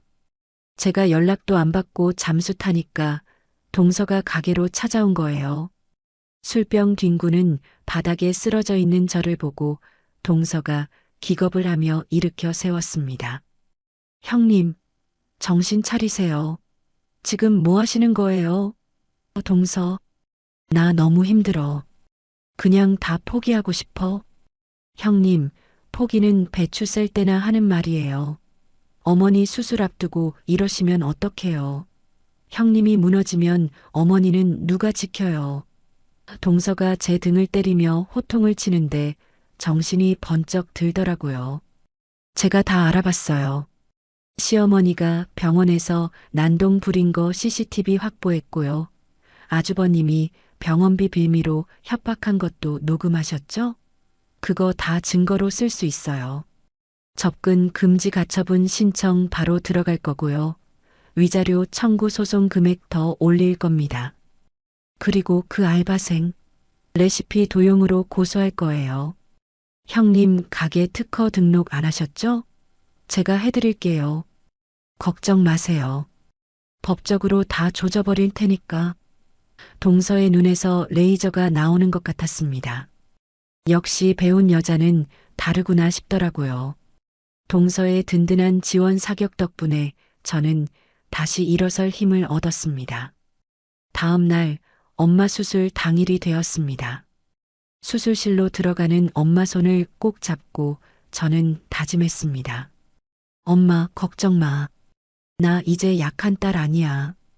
엄마 꼭 살려내고 나도 보란 듯이 성공할 거야. 그 인간들이 우리 엄마 아프다고 무시한 거 내가 뼈저리게 후회하게 만들어줄게. 그러니까 엄마도 힘내서 수술 잘 받고 나와. 엄마는 말없이 제 손을 꽉 잡아주셨고 수술실 문이 닫혔습니다. 그 차가운 철문 앞에서 저는 6시간을 꼬박 기도했습니다. 제발 우리 엄마 살려달라고, 제발 한 번만 더 기회를 달라고. 수술이 진행되는 동안 저는 휴대폰을 켜고 SNS에 글을 올렸습니다. 엄마가 위암 수술 중입니다. 가게 문을 잠시 닫게 되어 죄송합니다. 하지만 저는 포기하지 않을 겁니다. 엄마 완쾌하시고 돌아오시면 더 건강하고 맛있는 반찬으로 보답하겠습니다. 응원해주세요. 진심을 담아 쓴 글에 수천 개의 댓글이 달리기 시작했습니다. 사장님 힘내세요. 기도할게요. 어머니 꼭 완쾌하실 거예요. 가게 문 열 때까지 기다릴게요. 선결제 걸어놓고 갑니다. 얼굴도 모르는 팔로워들이 보내주는 응원의 메시지가 시댁 식구들의 저주보다 100배, 1000배 더 큰 힘이 되더라고요. 아, 세상에 나쁜 사람만 있는 건 아니구나. 나를 응원해주는 사람이 이렇게 많구나. 그 댓글들을 읽으며 저는 눈물을 닦고 다시 주먹을 불끈 쥐었습니다. 다행히 수술은 성공적으로 끝났습니다. 의사가 따님 효심 덕분에 하늘이 도왔네요 라며 웃어주는데 그제야 긴장이 풀리면서 다리에 힘이 풀려 주저앉았습니다. 병실로 돌아온 엄마는 마취가 덜 깨서 헛소리를 하시더라고요. 우리 딸, 시어머니한테 혼나면 안 되는데. 아픈 와중에도 제 걱정뿐인 엄마를 보며 저는 맹세했습니다. 엄마, 이제 시어머니 눈치 안 봐도 돼. 내가 지켜줄게. 우리 이제 꽃길만 걷자. 그리고 아빠가 제 어깨를 감싸주시며 묵직한 목소리로 말씀하셨죠. 수고했다. 이제 네 인생 살아라. 엄마는 내가 지킨다. 너 무너지면 엄마도 무너져. 강해져야 해. 아빠의 그 한마디가 제 가슴에 불을 지폈습니다. 그래, 나는 강해질 거야. 누구도 우리 가족을 건드리지 못하게 내가 세상에서 제일 단단한 방패가 될 거야. 엄마 수술이 성공적으로 끝난 후 저는 다시 가게 문을 열 준비를 했습니다. 하지만 이번엔 예전과 달랐습니다. 엄마의 암 투병을 겪으면서 뼈저리게 느낀 게 있었거든요. 아, 건강이 최고구나. 맵고 짠 자극적인 맛도 좋지만 사람을 살리는 음식을 만들어야겠다. 그래서 과감하게 가게 컨셉을 180도 바꿨습니다. 기존의 인기 메뉴였던 매운 김치나 짭짤한 장조림 대신 암 환자도 안심하고 먹을 수 있는 저염 건강식, 항암 도시락으로 메뉴를 전면 개편한 거죠. 솔직히 모험이었습니다. 기존 단골들이 사장님, 그 매운맛 어디 갔어요? 라며 발길을 돌릴까봐 걱정도 됐고요. 하지만 엄마가 병상에서 제 손을 잡고 네가 해준 슴슴한 나물이 제일 맛있다며 미음 한 숟가락을 넘기시는 걸 보고 확신이 섰습니다. 진심은 통한다고요. 가게 이름을 며느리 해방일지 건강편으로 리뉴얼하고 재오픈한 날. 제 예상은 보기 좋게 빗나갔습니다. 손님이 줄어들기는커녕 오히려 2배, 3배로 늘어난 거예요. 요즘 웰빙 트렌드랑 딱 맞아떨어진 데다 암 환자 가족분들이나 건강을 생각하는 어르신들이 입소문을 듣고 찾아오신 거죠. 사장님 사연 듣고 왔어요. 우리 엄마도 편찮으신데 믿고 먹을 수 있는 반찬 찾기가 힘들었거든요. 손님들이 제 손을 잡고 고맙다며 눈물까지 글썽이시는데 가슴이 벅차오르더라고요. 엄마 간병하느라 연구했던 저염 조리법, 천연 조미료 레시피들이 빛을 발하는 순간이었습니다. 특히 항암 도시락은 없어서 못 팔 정도로 대박이 났습니다. 병원 근처라 환자 보호자분들이 줄을 서서 사가시는데 새벽부터 밤늦게까지 프라이팬 앞을 떠날 수가 없었죠. 매출이요? 예전에 2배를 넘어 3배까지 뛰었습니다. 통장에 찍히는 숫자를 볼 때마다 엄마, 나 성공했어. 이거 다 엄마 덕분이야. 라고 속으로 외쳤습니다. 반면 제 뒤통수를 치고 나갔던 그 알바생 가게는 어떻게 됐을까요? 오픈발로 반짝 손님이 몰리나 싶더니 금방 팔이 날리는 신세가 됐더라고요. 왜냐하면 제 레시피를 훔쳐갔다고는 하지만 중요한 건 비율과 정성이잖아요. 조미료 범벅인 그 집 반찬을 먹어본 손님들이 이 맛이 아니네, 짜기만 하고 깊은 맛이 없다며 다들 저희 가게로 돌아오신 거죠. 게다가 제가 동서도움으로 특허 등록을 마친 상태라 레시피 도용으로 내용 증명을 보내자마자 꼬리를 내리고 폐업해버렸습니다. 가게 문 닫으면서 저를 찾아와 사장님 한 번만 봐주세요라며 빌던데 저는 눈 하나 깜짝 안 했습니다. 인생은 실전이야. 남의 거 훔쳐서 성공하려던 대가라고 생각하고 달게 받아라. 냉정하게 내치고 돌아서는데 속이 뻥 뚫리더라고요. 권선징악, 사필귀정. 옛말 틀린 거 하나 없다니까요. 그렇게 승승장구하던 어느 날 드디어 이혼 소송의 마지막 선고 공판일이 다가왔습니다. 법정에 들어서는데 심장이 터질 것 같더라고요. 판사님이 판결문을 읽어내려가는데 제 귀를 의심했습니다. 피고의 유책 사유 인정, 위자료 5천만 원 지급, 재산 분할 5대5. 판사님이 제 사연을, 특히 시댁의 갑질과 남편의 방임을 아주 심각하게 받아들이신 모양입니다. 게다가 동서가 제출해준 녹취록과 병원 난동 CCTV 영상이 결정적인 증거가 되어 위자료를 최대치로 받아낼 수 있었죠. 남편은 법정에서 아내가 과대망상이다. 어머니는 훈육 차원에서 그러신 거다라며 말도 안 되는 변명을 늘어놓았지만 판사님한테 호되게 꾸지람만 들었습니다. 피고는 반성의 기미가 전혀 없군요. 배우자가 유산하고 장모님이 투병 중인 상황에서도 본인의 안위만 챙기려 한 점 매우 죄질이 나쁩니다. 그때 남편 표정이 흙빛이 되던 걸 잊을 수가 없네요. 판결이 확정되자마자 남편은 회사에서도 징계를 받았습니다. 가정사 문제로 회사 이미지 실추시켰다는 투서가 들어갔거든요. 누가 넣었냐고요? 글쎄요, 정의로운 시민 누군가가 했겠죠? 동서라고는 말 안 할게요. 호호. 결국 남편은 승진 누락에 감봉까지 당하고 술에 쩔어 폐인처럼 지낸다는 소문이 들려왔습니다. 시댁은 더 처참하게 몰락했습니다. 위자료 줄 돈이 없어서 시어머니가 목숨보다 아끼던 그 종갓집 땅을 헐값에 내놓게 된 거죠. 평생 이 땅은 우리 가문의 자존심이다라며 떵떵거렸는데 며느리한테 위자료 주려고 조상님 땅까지 팔아야 하는 신세가 된 겁니다. 시누이는 더 가관이에요. 남편한테 이혼당하고 친정으로 쫓겨왔답니다. 알고 보니 시누이도 시댁에서 저한테 했던 짓을 그대로 시댁 식구들한테 하다가 쫓겨난 거죠. 너희 집안 여자들은 다 그러냐? 콩콩 파파치라더니 무서워서 못 살겠다. 심해부가 마지막으로 남긴 말이랍니다. 이제 그 넓은 기와집에는 병든 시어머니와 이혼녀가 된 시누이, 그리고 알코올 중독자가 된 남편, 셋이서 지지고 볶고 싸우는 소리만 끊이지 않는다고 하네요. 동네 사람들이 저 집안 망조가 들었다며 혀를 차고 지나간대요. 한때 떵떵거렸던 종갓집의 말로가 참 비참하죠? 재판이 끝나고 법원을 나오는데 하늘이 그렇게 파랄 수가 없더라고요. 마치 제 새 출발을 축하해 주는 것처럼요. 그때 뒤에서 누군가 다급하게 저를 불렀습니다.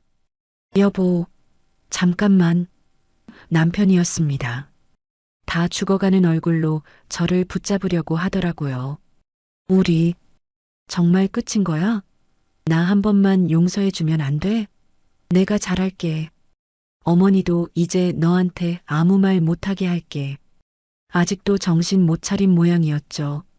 저는 차갑게 그 손을 뿌리치고 선글라스를 꼈습니다. 아저씨, 누구세요? 그리고 택시를 잡아타고 유유히 사라졌죠. 백미러로 보이는 남편이 땅을 치며 주저앉아 통곡하는 모습이 마치 영화의 한 장면처럼 멀어져 갔습니다. 통쾌함보다는 그냥 씁쓸함이 스쳐 지나가더라고요. 한때는 사랑해서 결혼했던 사람인데 어쩌다 우리가 이렇게 됐을까? 하지만 후회는 없습니다. 저는 제 인생을 찾았고 그는 그 대가를 치른 것뿐이니까요. 동서와는 이제 진짜 자매가 되었습니다. 동서도 시댁과 연을 끊고 지방 로펌으로 내려가서 주말마다 서울에 올라와 저랑 데이트를 즐기곤 합니다. 언니, 이번에 나온 신메뉴 대박이던데요? 저도 좀 싸주세요. 그래, 많이 먹어. 너 덕분에 내가 살았다. 고맙다, 내 동생. 우리는 서로를 언니, 동생이라 부르며 맛집도 다니고 쇼핑도 하고 진짜 가족보다 더 끈끈한 정을 나누고 있습니다. 피 한 방울 안 섞였지만 같은 아픔을 공유하고 서로의 상처를 보듬어준 우리가 진짜 가족 아닐까요? 가족은 핏줄이 아니라 서로를 아끼는 마음이다. 이 말을 뼈저리게 실감하는 요즘입니다. 엄마도 다행히 항암 치료를 잘 견뎌내시고 이제는 퇴원해서 집에서 요양 중이십니다. 가게가 쉬는 날이면 엄마, 아빠, 그리고 저 셋이서 가게에 모여 조촐한 파티를 엽니다. 제가 만든 건강식 반찬들을 늘어놓고 아빠가 따라주는 사이다 한 잔을 마시며 웃음꽃을 피우죠. 아이고, 우리 딸 사장님 다 됐네. 이 반찬 하나하나가 다 보약이다. 엄마가 엄지손가락을 치켜 세우며 환하게 웃으시는데 그 미소가 제겐 천만금보다 귀한 보물입니다. 엄마 아프지 마. 내가 평생 맛있는 거 해줄게. 그래, 우리 딸 덕분에 산다. 고맙다. 세 식구가 서로의 손을 꼭 잡고 눈시울을 붉히는 이 순간이 제가 꿈꾸던 진정한 행복이었습니다. 화려한 종갓집 며느리 타이틀보다 북적이는 대가족의 환상보다 소박하지만 서로를 진심으로 아껴주는 우리 세 식구의 밥상이 100배, 1000배 더 소중하다는 걸 깨달았습니다. 벌써 1년이라는 시간이 흘렀네요. 그날 시어머니 칠순 잔치마당에서 컵라면 박스를 뜯으며 아들 반품합니다. 를 외치던 게 엊그제 같은데 말이죠. 제 인생은 그야말로 상전벽해, 천지개벽했다는 말이 딱 맞을 것 같아요. 지금 저는 어떻게 지내고 있냐고요? 놀라지 마세요. 제 반찬 가게는 이제 동네 작은 가게가 아니랍니다. 전국으로 택배 배송을 하는 건 기본이고 백화점 식품관에 정식으로 입점해서 프리미엄 건강 반찬 브랜드로 당당히 이름을 알리고 있으니까요. 아침마다 물류 트럭이 가게 앞에 줄을 서고 직원만 20명이 넘는 어엿한 중소기업 사장님이 되었죠. 방송 출연도 했습니다. 서민 부자라는 프로그램에 출연해서 제 파란만장한 인생 스토리를 털어놨거든요. 물론 방송에서는 시댁 식구들 실명은 거론 안 했지만 칠순 잔치에 컵라면 100개를 내놓고 탈출한 며느리라는 썰을 풀었더니 시청률이 대박이 났습니다. 방송 나간 다음 날 실시간 검색어 1위에 제 이름이 오르고 가게 홈페이지가 마비될 정도였으니까요. 길 가다가 알아보는 분들도 생겼어요. 어머, 그 컵라면 며느리 아니에요? 방송 잘 봤어요. 진짜 사이다였어요. 라며 응원해 주시는데 연예인 된 기분이 이런 건가 싶더라고요. 재미있는 건 이 방송이 나가고 나서 시댁 동네에 난리가 났다는 겁니다. 방송을 본 동네 사람들이 수군거리기 시작한 거죠. 어느 날 시어머니가 시장에 갔는데 생선가게 아주머니가 그랬다네요. 아이고, 저 할망구가 그 컵라면 시어머니라며? 며느리 등골 빼먹다가 쫓겨났다며? 방송 보니까 아주 악질이더만. 그 소리를 들은 시어머니가 기겁을 해서 신발 한 짝이 벗겨진 줄도 모르고 도망치셨대요. 평생을 양반 가문, 종갓집 체면 따지며 사셨던 분인데 이제는 동네 창피해서 대문 밖으로 나오지도 못하는 신세가 된 거죠. 자업자득 아니겠어요? 남의 눈에 눈물 나게 하면 본인 눈에는 피눈물 난다는 옛말 하나도 틀린 거 없습니다. 최근에 들려온 시댁 소식은 더 가관입니다. 시어머니는 결국 화병으로 쓰러지셔서 요양병원에 들어가셨대요. 그 넓은 기와집은 관리가 안 돼서 폐가처럼 변해가고 있고요. 요양병원에서도 며느리 흉을 보다가 같은 병실 할머니한테 아이고 며느리가 오죽했으면 도망갔겠어. 할망구 성격 보니까 알만한 애라고 팩폭을 당해서 말문이 막히셨답니다. 다른 노인들은 주말마다 자식들이며 손주들이 면회 와서 과일 깎아주고 안마해주는데 시어머니는 찾아오는 사람이 아무도 없대요. 아들이요? 알코올 중독 치료받느라 병원에 갇혀 있다나 봐요. 딸도 자기 살 길 찾느라 바빠서 엄마 병원비 낼 돈도 없다며 나 몰라라 한다더라고요. 그렇게 가족이 최고다, 피는 물보다 진하다 외치던 분들이 남보다 못한 사이가 되어버린 거죠. 요양병원 6인실 구석 침대에서 커튼을 치고 돌아누워 혼자 훌쩍이는 시어머니의 모습을 상상하면 솔직히 불쌍하다는 생각보다는 인생무상이라는 생각이 먼저 드네요. 과거에 저한테 외동이라 외롭겠다며 비웃던 그 입으로 이제는 본인의 처철한 고독을 씹어 삼키고 계시겠죠. 전 남편 소식도 들었습니다. 이혼하고 나서 정신 못 차리고 재혼 자리를 알아봤다나 봐요. 어디서 또 순진한 여자 하나 꼬셔서 밥 해주고 돈 벌어오게 하려고 했겠죠? 그런데 여자 쪽 집안에서 제 방송을 본 겁니다. 이 사람이 그 컵라면 남편이라며? 절대 안 돼. 라며 혼담이 박살났다고 하더라고요. 소문이 무서운 게 이제 그 사람 업계에서도 매장당해서 재취업도 못하고 일용직을 전전하고 있다네요. 한때 대기업 다니며 떵떵거렸던 엘리트의 추락. 제가 복수하려고 손에 피 묻히지 않아도 세상이 알아서 심판해 주는 것 같아 씁쓸하면서도 후련합니다. 반면에 제 인생엔 새로운 봄바람이 살랑살랑 불어오고 있습니다. 가게에 식자재를 납품하는 업체의 젊은 대표님이 계신데요. 저보다 2살 연하인데 얼마나 성실하고 싹싹한지 몰라요. 처음엔 그냥 거래처 사장님으로만 대했는데 이분이 자꾸 저한테 관심을 보이시는 거예요. 사장님, 오늘 표정이 좋아 보이시네요. 이번 주말에 시간 되세요? 맛있는 반찬 레시피 연구하러 맛집 탐방 가실래요? 은근슬쩍 데이트 신청을 하시더라고요. 사실 저는 한 번의 실패로 또 상처받으면 어떡하나, 내 과거를 알면 실망하지 않을까 하는 두려움 때문에 철벽을 쳤었죠. 그런데 이분이 제 방송을 보고 나서 이렇게 말씀하시더라고요. 사장님, 과거 방송으로 다 봤어요. 근데 저는 그게 흠이라고 생각 안 해요. 오히려 사장님이 얼마나 강하고 멋진 사람인지 알게 돼서 더 좋아졌어요. 저랑 같이 밥 먹어요. 혼자 먹는 밥 말고 같이 먹는 따뜻한 밥이요. 그 말을 듣는데 심장이 쿵 하고 내려앉더라고요. 예전에 전 남편이 했던 같이 밥 먹자는 말은 저를 부려먹기 위한 미끼였지만 이 사람의 말은 진짜 온기를 나누자는 진심으로 들렸거든요. 아직 정식으로 교제하는 건 아니지만 요즘 썸 타는 재미에 하루하루가 설렙니다. 제 인생에도 다시 핑크빛 로맨스가 찾아올까요? 그리고 무엇보다 가장 행복한 건 우리 부모님과 함께하는 시간입니다.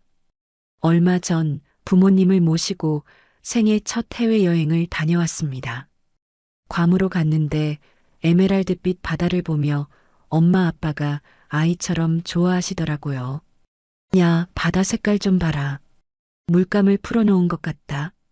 감탄하시는 아빠와 예쁜 원피스 입고 소녀처럼 웃으시는 엄마를 보며 사진을 100장도 넘게 찍어드렸습니다. 과거에 전 남편이 저를 버리고 혼자 해외 지사로 도망갔을 때 저는 방구석에 처박혀 울기만 했었잖아요. 하지만 이제는 제가 제 능력으로 부모님 모시고 떳떳하게 비행기 타고 여행을 온 겁니다. 호텔 수영장 선베드에 누워 칵테일 한 잔 마시는데 문득 그런 생각이 들더라고요. 아, 행복은 멀리 있는 게 아니구나. 사랑하는 사람들과 함께 맛있는 거 먹고 좋은 거 보는 거. 이게 진짜 행복이구나. 그동안 저는 가족이라는 껍데기에 집착해서 저 자신을 잃어버리고 살았던 것 같아요. 하지만 이제는 알아요. 나를 희생해서 유지되는 가족은 가짜라는 걸요. 내가 행복해야 가족도 행복하고 서로를 존중해주는 관계가 진짜 가족이라는 거요.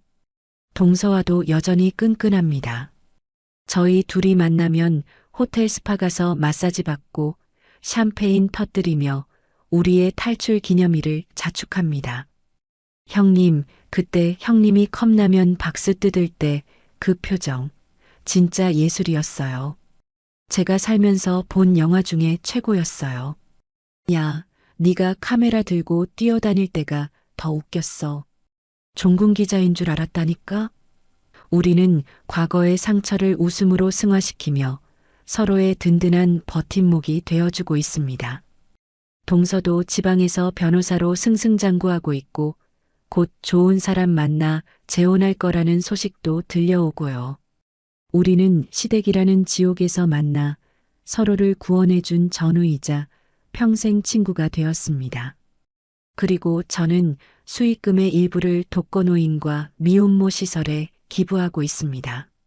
제가 외로웠던 시절, 그리고 힘들었던 시절에 누군가의 손길이 얼마나 절실한지 알기 때문이죠.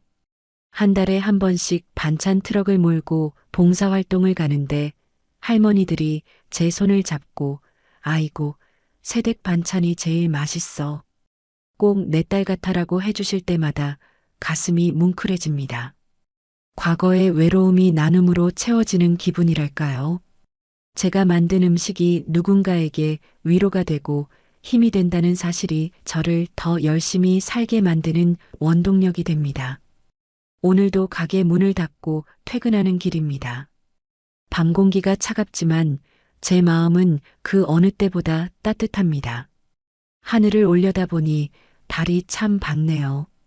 1년 전 저 달을 보며 눈물 흘리던 저는 이제 없습니다.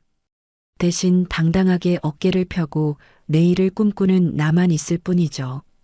가끔은 꿈을 꾸는 것 같아요.